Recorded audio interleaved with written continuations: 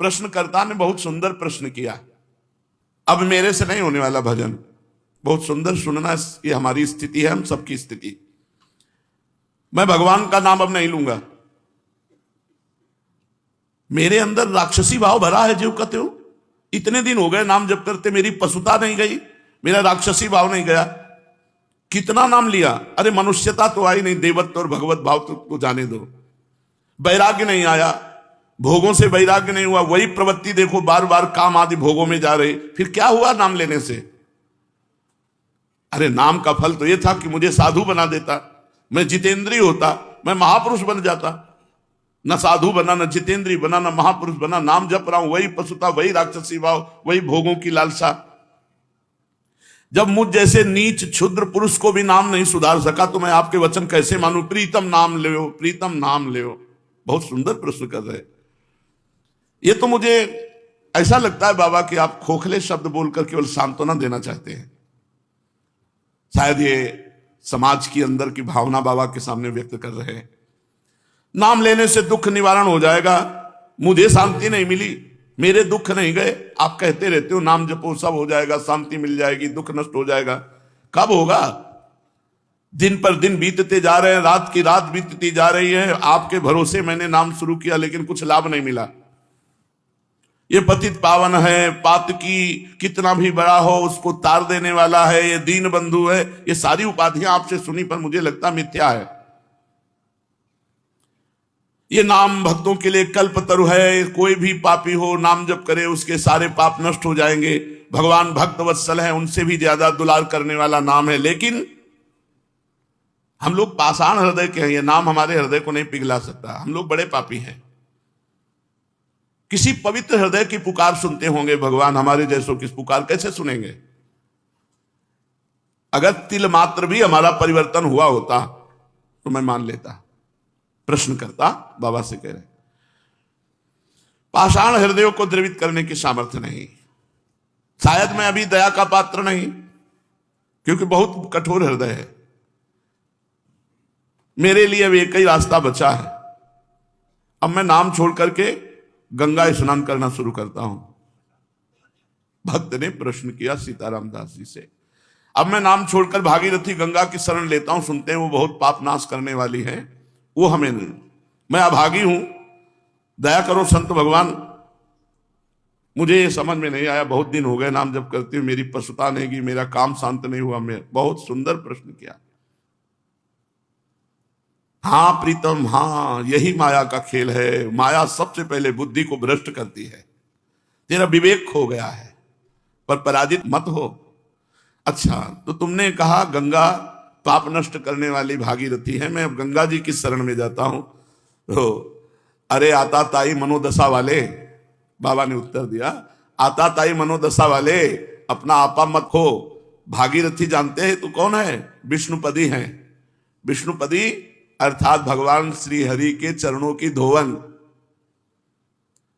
भगवान श्री हरि के चरणों का चरणामृत ही तो भागीरथी गंगा जी हैं। गांगम वारि मनोहारि मुरारि चरणच्युतम त्रिपुरारि शिरश्चारि पापापहारि पुनातुमाम। तुमने कहा अब मैं गंगा जी का सेवन करूंगा, तो क्या गंगा जी भगवान की समानता कर सकती हैं? नहीं। क्यों? क्योंकि गंगा जी भगवान की चरणामृत है। भगवान की चरणामृत है। गंगा जी के अधीन भगवान नहीं, भगवान की चरण धोवन गंगा जी है। और नाम भगवान को अधीन करने वाला है। तुम अभी समझ नहीं पाए मेरे लाडले। नाम से विश्वास मत हटाना। जाओ, मैं तुम्हें वचन देता हूं, यदि तुम नाम जप करते हो तो तुम्हारी स्थिति बदले न बदले, तुम्हें निश्चित भगवान की प्राप्ति होगी। शायद तुम भोग मरीचिका के पीछे दौड़ रहे हो, इसलिए तुम्हें अनुभव नहीं हो रहा। लेकिन मैं पूरी तरह से समझ गया हूं, तुम नाम अभी ठीक से जप नहीं रहे हो। क्योंकि नामनो यस्य यावती शक्ति ही पाप निर्हरणे हरे तावत कर तुम न शक्नोति पातकम पातकी जना। नाम में जितनी पाप नाश की शक्ति है उतना पाप कोई कर ही नहीं सकता। चाहे जितना ढेर सारा पाप हो गया हो, भगवान का नाम जप करने से तत्काल भस्म हो जाता है। याद रखना, हम इसीलिए सावधान करते थे कि नाम में अंतराय मत देना, नहीं तो कलयुग घुस जाएगा बुद्धि में और यही बुद्धि आपके अंदर आ जाएगी। यदि पाप आचरण कर बैठे तो ये उल्टा बुद्धि शुरू हो जाएगी कि यार इतने दिनों से नाम जप कर रहा हूं, कोई फर्क तो पड़ नहीं रहा मन में फर्क पड़े ना पड़े तुम्हारी गति में फर्क पड़ जाएगा। तुम भगवत प्राप्त हो जाओगे, तुम्हें परम पद की प्राप्ति हो जाएगी। जैसे बताया कि स्वामी अखंडानंद जी से उनके शिष्य ने आकर कहा 18 वर्ष से राम राम जप रहा हूं, मुझे कोई लाभ नहीं दिखाई दिया। तो आप गुरु हैं इसलिए आपसे प्रार्थना करते हैं। तो स्वामी जी तो ज्ञान मूर्ति थे, अखंडानंद जी महाराज, उन्होंने कहा बहुत अच्छी बात बताई तुमने, हमारे पास एक मंत्र है जो बहुत जल्दी लाभ देगा, पर तुम हमें गुरु मानते हो? उन्होंने कहा जी। तो बोले हमारी कसम, अब इस पुराने नाम को, पुराने मंत्र को मत जपना 24 घंटे, फिर कल आओगे तब तुम्हें नया मंत्र दे देंगे। वो प्रणाम के जीव चले तो अभ्यासवश नाम निकला, और उसे रोकने की कोशिश करे तो और निकले। सीढ़ी तक गए, लौट कर आए और रो पड़े। बोले भगवान आप गुरु हो, आपकी कसम तोड़ नहीं सकता और नाम छूट नहीं सकता, अब कुछ भी हो नाम नहीं छोड़ सकते। वो चल रहा है। तो बोले ये मिला 18 साल में, तुम्हारे अंदर क्या परिवर्तन हुआ तुम नहीं जानते हो। अगर तुम जानने लगोगे तो अहंकार हो जाएगा। तुम्हारे अंदर ये परिवर्तन हुआ कि नाम में आसक्ति हो गई, तुम नाम छोड़ने, जिसकी नाम में आसक्ति हो गई तो धाम रूप लीला सब प्रकाशित हो जाता है। विचलित मत हो, तुमसे बोला है कि अगर तुम 100 नाम जप किए हो तो तुम्हारे वो 100 नाम भगवान के नाम बैंक में जमा है और वो तुम्हारा लोक पर लोग सब जगह मंगल करेंगे। विचलित होने की जरूरत नहीं कि 4 महीना हो गए नाम जप करते, अभी हमें अमुक सिद्धि नहीं आई, इतना समय हो गया अमुक लाभ नहीं मिला। ये जो तुम्हारी भोग प्रवृत्ति है यही तुम्हारे मन को गंदा कर देती है, और गंदे मन के विचार हैं कि नाम से मेरे को लाभ नहीं मिला, इतना समय हो गया। सावधान, नाम कभी व्यर्थ नहीं जाता। इसीलिए मैं कहता हूं कि निरंतर नाम जप करो। अगर नाम में अंतर मिला और वासना ने अपना खेल, तो फिर तुम्हारा मन मलिन हो जाएगा, भजन की तरफ नहीं लगेगा और लगेगा अरे कोई लाभ नहीं, ये सब केवल अर्थवाद जैसी बातें की जाती है कि नाम जप करो तुम्हारा मंगल हो जाएगा, तुम निर्विकार हो जाओगे, तुम्हें परम शांति मिलेगी। कोटि कोटि जन्मों के भोग संस्कार हैं, कोई एक जन्म के थोड़ी। नाम सबको मिटा रहा है। एक जन्म के होते तो कुछ दिनों में साफ हो जाते, करोड़ करोड़ जन्मों के पाप भोग संस्कार हैं उनको नाम मिटा रहा है। खूब अधिक से अधिक निरंतर नाम जप करो। ये जो तुम्हें भोग खींच रहे हैं ना, तो न जाने कितने जन्मों के भोग संस्कार तो नाम ने मिटा दिए, अब करोड़ों जन्मों के हैं तो नाम मिटा रहा है। तुम धैर्य पूर्वक जपते रहो। तुम यदि प्रबल पुरुषार्थ ना करोगे तो तुम्हारी स्थिति नहीं बनेगी। प्रबल पुरुषार्थ, बहुत प्रयत्न करके निरंतर नाम जप करने का प्रयास करते रहो। अविरल अखंड नाम जप करना, यही वह प्रबल पुरुषार्थ है। नाम लेने से सर्व पाप नष्ट के बाद जब ज्यों ही आनंद मिलना आरंभ होगा, त्यों ही तुम वाणी से नाम छोड़कर एक भी शब्द उच्चारण करना और नहीं चाहोगे, जब नाम का आनंद मिलेगा। अतः नाम खंडित ना होने पावे, अंतराय ना पड़ने पावे, निरंतरता अखंड नाम जप। क्योंकि खंडित होने पर भोग प्रवृत्ति को छिद्र मिल जाता है और वो हृदय में प्रवेश करके नाम जापक को दुख प्रदान करने वाली भावना, मलिन भावना प्रकाशित कर देती है। इसीलिए हम तुमसे कहते हैं कि खाते पीते सोते जागते उठते बैठते चलते फिरते हर समय नाम जप करो।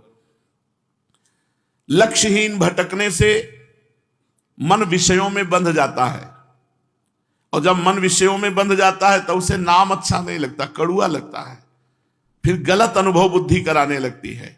ये गलत बुद्धि जो अनुभव कराए उसी का प्रश्न है ये। तन्नास्ति कर्मजम लोके वाग्जम मानस में वा यन्न छपयते पापम कलो गोविंद कीर्तनम। कर्मजात, वाचिक और मानसिक कोई भी ऐसा पाप नहीं है जो इस कलयुग में भगवान के नाम जप नाम कीर्तन के द्वारा नष्ट ना हो जाए। भय किस बात का? केवल नाम लो, तुम्हें और कोई मतलब नहीं कि तुम्हारा परिवर्तन हुआ कि नहीं, तुम्हें आनंद मिला कि नहीं मिला। तुम एक बार आज्ञा पालन करो, केवल नाम जप करो। जब तक तुम्हारी स्थिति नहीं आती तब तक तुम कोई विचार मत करो, केवल आज्ञा पालन करो, नाम लेते जाओ, अवश्य ही स्थिर हो पाओगे। तुम्हारे सारे दुख निसंशय दूर हो जाएंगे। एक मैं आसान उदाहरण देता हूं। देखो, एक लोहे की छड़ जब तुम आग की भट्टी में रखोगे तो अग्नि के समान लाल हो जाएगी, बिल्कुल ठीक अग्नि जैसी उसमें ज्वलन शक्ति होगी। फिर उस लोहे की छड़ को आग से अलग कर लो तो कुछ क्षण बाद उसमें कोई शक्ति नहीं रह जाएगी, ताप भी नहीं रह जाएगा, लोहा अपने मूल धर्म में आ जाएगा। अभी जो संसर्ग धर्म से अग्नि स्वरूप हो गया था लोहे की छड़, उसको अलग करके रख दो तो वो मूल धर्म लोहे में आ जाएगी, वो लोहा ही केवल रह जाएगा। ऐसे ही भगवान नाम में जिस समय आप मन डुबोते हैं, मन छुआते हैं नाम में, तो उसमें भागवतिक भाव आते हैं। और जब नाम से अलग कर देते हो तो जैसे लोहे की छड़ अलग कर दिया तो अब उसमें ना आग रह गई, ना तेज रह गया, ना ताप रह गया। ऐसे ही जब नाम से अलग कर देते हो मन, तो फिर वही विषयी मन, वो लोहा लोहा जैसे रह गया, ऐसे विषयी मन रह गया। करोड़ों जन्मों के कर्म दोष भरे हैं तुम्हारे मन में, बड़ी कठिनता से निकला, ऐसे थोड़ी मोक्ष हो जाता है। जितनी देर तुम अपने मन रूपी लोहे को नाम रूपी अग्नि में रखे रहोगे, उतनी देर वो अग्नि के समान गुण धर्म स्वीकार करने वाला जैसे लोहा, ऐसे भागवती गुण धर्म स्वीकार करने वाला मन, और वो भस्म करता जाएगा जन्म जन्म के पापों को, और मन में एक दिव्य शक्ति आने लगेगी। लेकिन जैसे ही नाम लेना बंद करोगे तो वाणी का व्यर्थ वार्ता में प्रयोग होने लगेगा, भोग रूपी हवा लगेगी, तुम्हारे मन में जो नाम की शक्ति थी वो शांत हो जाएगी और फिर भोगों में लग जाओगे, और फिर शक्तिहीन होकर विचार करोगे कि नाम से कोई लाभ नहीं मिला। इसलिए कहता हूं, अपने मन को नाम रूपी अग्नि से निकालो ही मत, उसे नामाग्नि में ही रहने दो। कलयुग में भोग रूपी हवा बहुत बलशाली चल रही है, बहुत सावधान रहो। हे गुरुदेव, अब समझ में आया।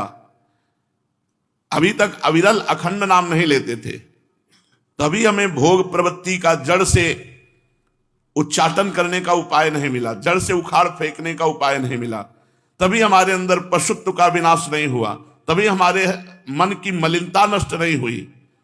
प्रभु, आपके वचनों से मैं जो निराश हताश हो रहा था, बड़ा उत्साह आ रहा है। हे पतित पावन, मुझे ये तो बताओ कि कितने दिनों तक नामाग्नि के संयोग में मन को रखना पड़ेगा। मन का नामाग्नि से संयोग करने की आवश्यकता, मन रूपी लोहा जब तक शुद्ध ना हो जाए तब तक।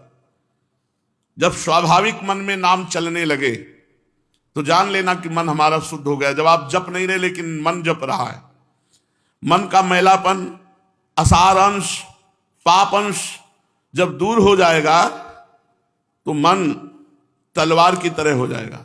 हर विषय भोगों की चिंतन को काट काट के भगवत चिंतन में तन्मय रहेगा। इतनी प्रवीण मन और बुद्धि की धार हो जाती है कि हम सोच रहे हैं कि अभी आपसे ये बात कहेंगे और मंत्र चल रहा है, तो 2 ही 4 मंत्र बाद मुझे आपसे क्या कहना था, चली गई बात। वो मंत्राकार वृत्ति। फिर कोई स्फुरण आया, फिर उसका जो ही चिंतन हुआ कि वो मन मनोराज्य फेंकता रहता है, पर मंत्र की इतनी अद्भुत आवृत्ति बार बार हो रही, वो भी गया, वो भी गया। धीरे धीरे स्फुरणाएं बंद होने लगती, मंत्राकार वृत्ति होने लगती। आप प्रयासरत रहिए। जिस समय शरीर की अहमता और ममता, ये नाम के प्रभाव से तीखी हुई बुद्धि एक क्षण में काट देगी, उसी समय तुम देखोगे कि नाम का प्रभाव तुम्हारे ऊपर क्या पड़ रहा है। कुत्ते का मांस खाने वाला चांडाल भी यदि नाम जप करे